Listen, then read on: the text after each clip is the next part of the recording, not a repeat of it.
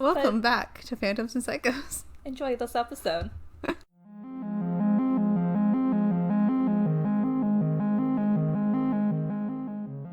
Today we're going to be talking about New Orleans. I'm going to talk about the Lafitte Blacksmith shop, built between 1722 and 1732. It's a big gap there. I don't really know, but that's what their website said. By Nicholas Toes. It's one of the oldest structures used as a bar in the United States. There's also a sister location called Cafe Lafitte, which is the oldest gay bar in the United States. So they just want both of those bars. Can we go to both? I want to. Let's do it. The building actually avoided 2 great fires in the 19th century due to its slate roofing. Nice. There was not much of an explanation about how the roofing translates to not being caught on fire. Well, didn't you try Googling it? Yeah. The roof isn't that special. It's just like, I guess, sort of flame retardant, and maybe that's why. Okay.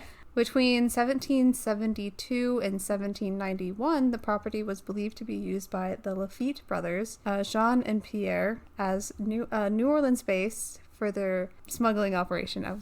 The building was declared as a National Historic Landmark in 1970. So yeah, that's the brief history about it. It's not really interesting history-wise. It was like a blacksmith building, and then it turned into a bar, and now it's haunted. I mean, what more can you ask for, though? The guy who did the smuggling, he was a pirate, so I guess that's cool. I mean, most people see him, Jean Lafitte. He became a local legend during the War of 1812, where he helped Andrew Jackson defend the city of New Orleans. So his name's on like a lot of buildings in New Orleans, because he's like a hero, pretty much. He appears as a full-body apparition, dressed in sailor's gear, like pirate. He's dressed like a pirate, which is cool. He's never like actually interacted with anyone. He's never said anything to anyone. What he does is he stands in corners staring at people, and then when he's noticed, he disappears. Me at any party. I was literally going to be like, same. I feel you, dude. Like, I get it. I understand fully. I don't do social settings either. It's okay. I just love that he's like literally never talked to anyone. But maybe he doesn't talk to anyone because he's French and people are speaking English to him. He's really like, I don't know what you're saying to me. Maybe. I feel like that happens like with most ghosts, like because there's some ghosts that are like Spanish and people will be talking to them in English, and I'm like, how are they supposed to know what you're saying? Yeah. You're speaking English. He's normally on the first floor near the fireplace, and the building has almost no electricity, so it's mostly lit by the fireplace and candles. That must be fun in summer. So there's like a lot of shadows for him to hide in, which he likes to hide in shadows. There's also a second floor, which has a woman ghost. Nobody knows who it is. The rumor is that a woman lived there in the 1890s, and she killed herself upstairs. So I feel like that's usually how it goes. Yeah. She only shows herself when people look and feel lonely, which she might appear to me. I was about to say, so she literally constantly be there by me. Okay. She's pretty, like, she only really appears when people are actually lonely. So, I mean, I guess she was probably lonely. Oh, that's really sad. Yeah. I mean, she did kill herself, so... But if she does appear to you, she's very talkative. But I guess because she was lonely. She didn't have anyone to talk to. I guess she never really says her name, though, because no one knows who she is. Okay, listen, if you were lonely, you had a bunch of stuff on your mind to get out. Yeah, I guess. I don't think my name would be the first thing I said. Maybe she's forgotten her name. Maybe. Like, maybe she's just constantly... Or maybe she wants to hear what the other person has to say. Maybe she's just interested in hearing people's stories. No, she's very talkative. Yeah. I feel like that's just her talking a lot. Or maybe she's just like, I'm going to be your therapist now. Don't kill yourself like me. You'll be stuck here. You don't want to be stuck here. There's a weird guy that stands in the corner all the time on the first floor.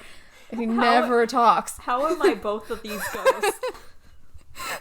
Like, he never talks to me, so I guess I gotta talk to you guys. Like, so yeah, don't kill yourself and you'll be stuck here, and it's really annoying to be stuck here with him. Like, these are literally my 2 different personalities. Those 2 ghosts to you. Either talking nonstop to someone or just avoiding social interactions. It's like you make eye contact with me, time to disappear. Exactly. Which is literally what John Lafitte does. Another thing that happens is red eyes. No body, no voice, just red eyes and dark corners. Fun. And there happens to be a lot of dark corners since that place isn't very well lit. If you make eye contact with them, they freeze and then slowly fade away. I mean, at least, like, they don't start getting closer or something. Yeah. But, like, it's also often related to, like, demonic stuff. So, like, there's a demon in there. I tried to look up more about the demon, but, like, it was just literally like, oh, red eyes. So far, demon. It just sounds like he's chilling in there. Maybe they're just gonna hang out with the pirate and the lady that wants to talk to everyone. They're like, all right, yeah, we got a squad. Yeah. Ghost Squad. I want fan art of that now. I want fan art of Ghost Squad. Just some pair of glowing eyes, glowing red eyes, guy in a sailor suit, and like some girl in like 1890s clothing. Just all chilling. To be fair, I'd take any fan art. I want to commission that now. That'd be pretty cool. And then just like Ghost Squad. Can we be in there? Yeah. There we go. You can be like the ones like squatting down below, like doing a pose. That's a pose I normally go for if there's like a group photo and like I can't get in it without making the thing longer. I just be like, all right, I'm gonna squat down and do a peace sign. That is the Lafitte Blacksmith shop. It's now a bar. I want to go to it. Do it.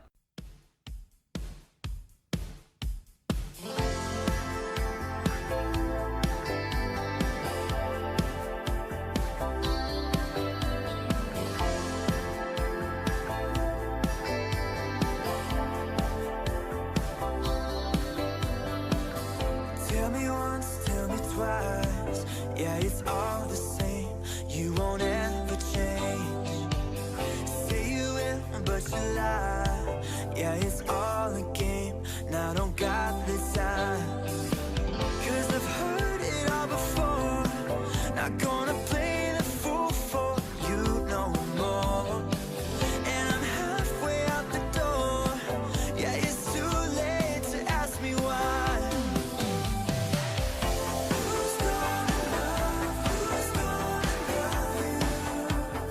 Love you when I'm gone. Who's gonna love? Who's gonna love you? Love you when I'm gone. Who's gonna love you? Who's gonna love you, baby? Who's gonna love you? Look at me in the eyes. Tell me everything. Now it's only right. I wanna hear the truth. You know that I gave it all to you when I called you mine. But I've heard it all before. Not gonna play the fool for you no more. Who's gonna love? Who's gonna love you? Love you when I'm gone. Who's gonna love? Who's gonna love you? Love you when I'm gone. Who's gonna love you? Who's gonna love you, baby? Who's gonna love you? Who's gonna love you? Who's gonna love you, baby? Who's gonna love you? Who's it gonna be if it's not me? No, no. Say, who's it gonna be if it's not me? No, no. Yeah. Who's it gonna be if it's not me? No, no. Say, who's it gonna be? Yeah. If it's not me? No, no. Who's gonna love? Who's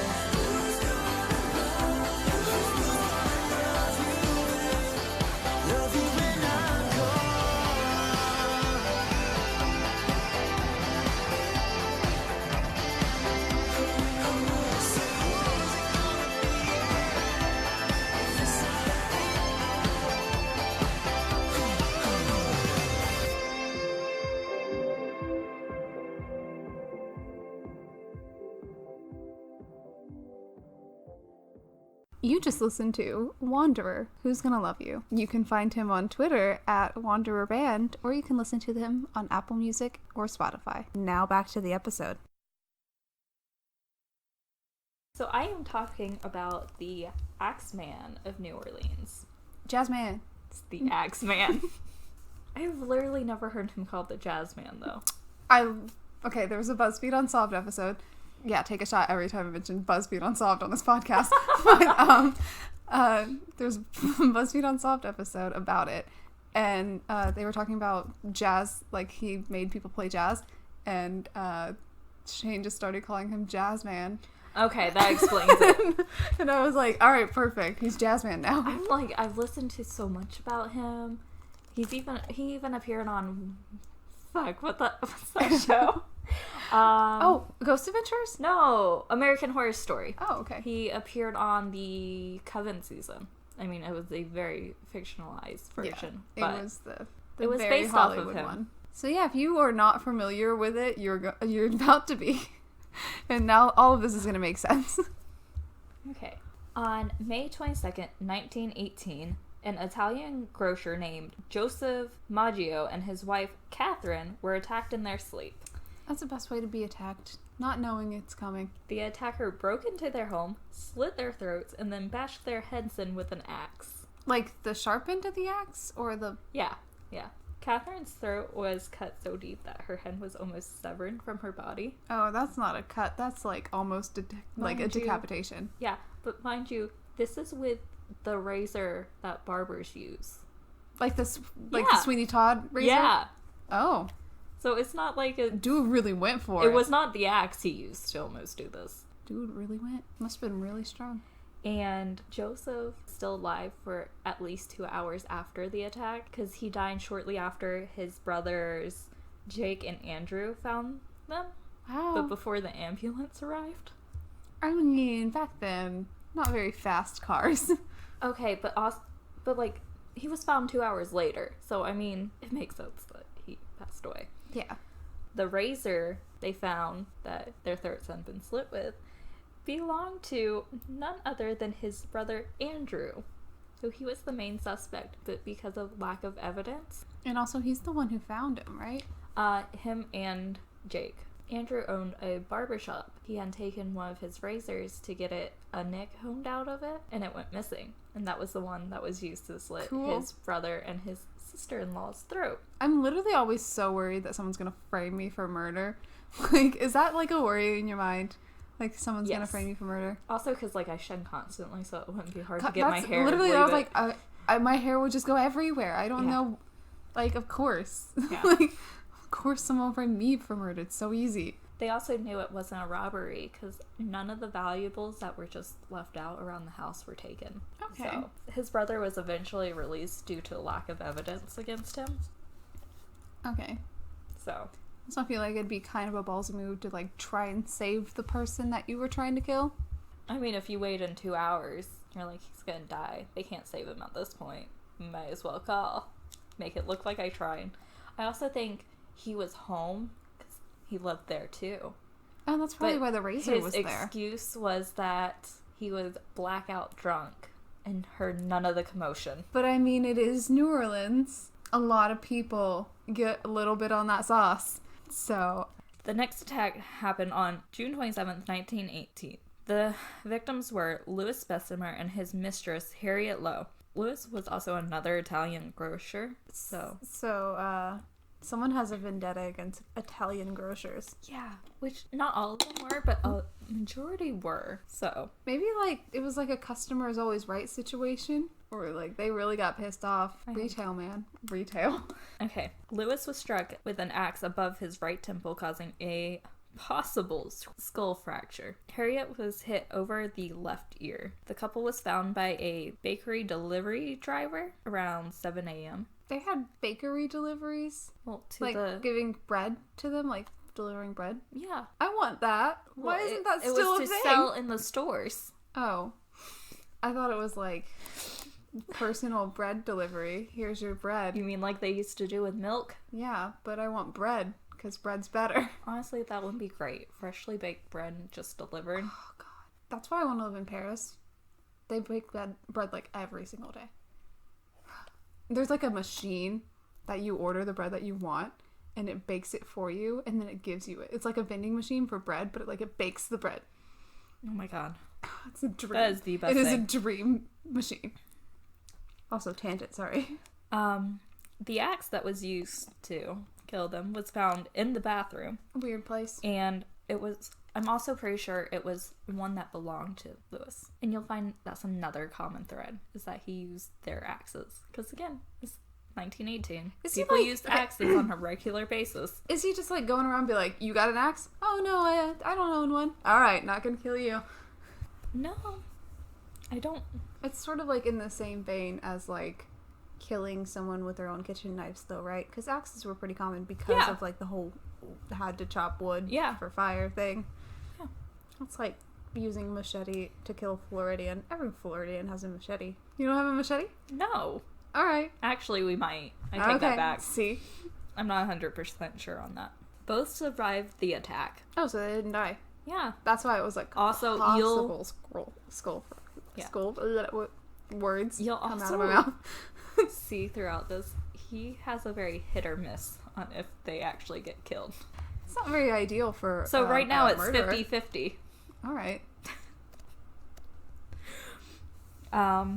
Good odds, I guess, for the people living. Harriet made many accusations and even said that Louis Beshemer was a spy and that he did it and attacked them. But police were also like, yeah, no, there's no way he attacked himself. Yeah, and like to give such severe damage to yourself. Yeah. So like that makes no sense. Oh, both originally survived, but she died in August after a failed surgery. A failed surgery to fix whatever happened fix her to face, because, you know. I feel like more people died in like failed surgeries back then than like, no, maybe even with murders and failed surgeries. I don't think doctors were very skilled. They were just kind of winging it. So this one is seriously badass. The victim, not him. Okay. No one cares about him. No one cares about the murderer. So, on August 5th, 1918, 28-year-old Anna Schneider, who was 8 months pregnant at the time, I know this story, was attacked. She awoke to a dark figure standing over her, and her face was bashed in repeatedly, and her scalp had been cut open. She was found just a little after midnight by her husband, who had been coming home from working a late shift. She gave birth 2 days later to a healthy baby girl. Nice. She lived. Great. Good for her. Yeah. I mean, also, it's kind of a good thing her husband worked late, because if not, he probably would have gotten killed. And they probably both would have died, to be completely fair. Again, just like the other two, no valuables were taken, so it obviously was a robbery. And this was the one where they kind of started to connect all the crimes. This is very similar to this thing that happened. Oh, it must be the same further person. down the street. Because I don't think New Orleans is that big, is it? Like, as towns go? Not that big. I don't know. August 10th, 1918, Joseph Romano was attacked. He was an older man who lived with his two nieces, Pauline and Mary Bruno. Pauline and Mary were awoken by a commotion coming from Joseph's room, and when they got to the room, the attacker was fleeing, and Joseph had suffered from serious blows to his head, resulting in 2 open cuts. Fun fact, he was able to walk out to the ambulance when they got there, but he died 2 days later, sadly. Oh, that sucks. Yeah. Pauline and Mary... Power to get through the ambulance. Pauline and Mary described the assailant as a dark-skinned, heavy-set man who wore a dark suit and slouched hat. The bloody axe that was used was found in the backyard, and a panel in the back door had been chiseled away. Which is another, common thread, is that he would chisel out panels in back doors. So if he was this big, heavy-set man, how did he fit through it? Yeah. Also, that takes time. Yeah, you're just gonna sit there and, chisel. March 10th, 1919, after hearing the screams from a neighbor's house, Laurando Giordano went to check out what was happening. When he arrived, he found Rosie Cortimingala standing in the doorway with a serious head wound and clutching the body of her dead 2-year-old daughter. Oh, man. Her husband, Charles, was on the floor bleeding profusely. A bloody axe was found on the back porch, and a panel had been chiseled away from the back door. Were back doors just like really thin? Is that why it's so easy? Probably. Charles and Rosie both survived the attack. Rosie even blamed her neighbor Laurando Giordano and his son, though Giordano was like 63, 65, not healthy enough to pull that off. No one's going to be doing that at 60, 65. And her husband denying the claims. And she finally admitted that she accused them out of jealousy and spite. Spite is a fueler for a lot of things. Yeah. Or March 13th, 1919. Hey, that's my sister's birthday. Oh, that was the day the Axeman's letter was in the newspaper. Cool. It goes. It is labeled Hell, March 13th, 1919. Esteemed mortal of New Orleans, the Axeman. Do you think he chose the date, the 13th, the 313, because, like... Probably. Spooky number? They have never caught me, and they never will. They have never seen me, for I am invisible, even as the ether that surrounds your earth. I am not a human being, but a spirit and a demon from the hottest hell. Sorry. I am what your Orleanians and your foolish police call the Axeman. When I see fit, I shall come and claim other victims. I alone know whom they shall be. I shall leave no clue except my bloody axe, besmeared with blood and brains of he whom I have sent below to keep me company. If you wish, you may tell the police to be careful not to rile me. Of course, I am a reasonable spirit. I take no offense at the way they have conducted their investigations in the past. In fact, they have been so utterly stupid as to not only amuse me, but His Satanic Majesty, Francis Joseph, Who? etc. But tell them to beware. Let them not try to discover what I am, for it were better that they were never born than to incur the wrath of the Axeman. I don't think there is any need of such a warning, for I feel sure the police will always dodge me as they have in the past. They are wise and know how to keep away from all harm. Undoubtedly you Orleanians think of me as a most horrible murderer, which I am, but I can be much worse if I wanted to. If I wished, I can pay a visit to your city every night. At will, I can slay thousands of your best citizens, and the worst, for I am in close relationship with the angel of death.